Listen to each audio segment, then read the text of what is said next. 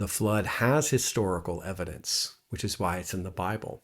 The flood in the Bible, though, does not have geological or archaeological evidence, which is why most modern Christians think that it didn't actually happen.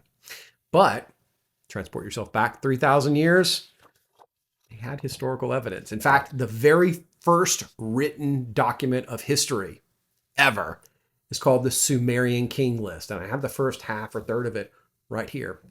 Translated into English because, my cuneiform's not that great.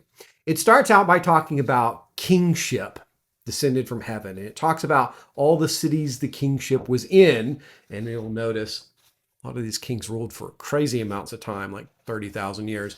And then down here at the bottom of this page, about half or a third of the way through, it says, in 5 cities, 8 kings, they ruled for 241,200 years. Then the flood swept over. The flood is a story very deep in Sumerian and later Mesopotamian cultures. They firmly believed that the pagan gods attempted to wipe out humanity.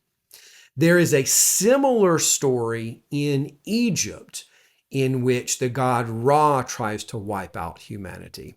Not with a flood. He sends the goddess Hathor instead.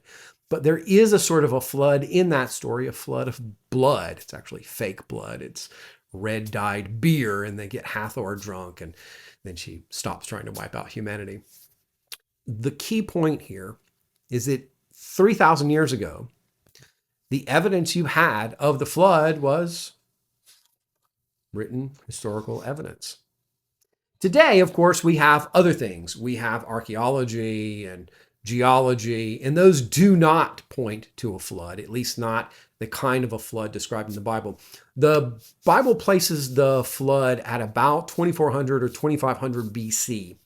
And that was firmly in the middle of written histories for the Mesopotamian cultures and for the ancient Egyptians. Those cultures did not stop. They continued.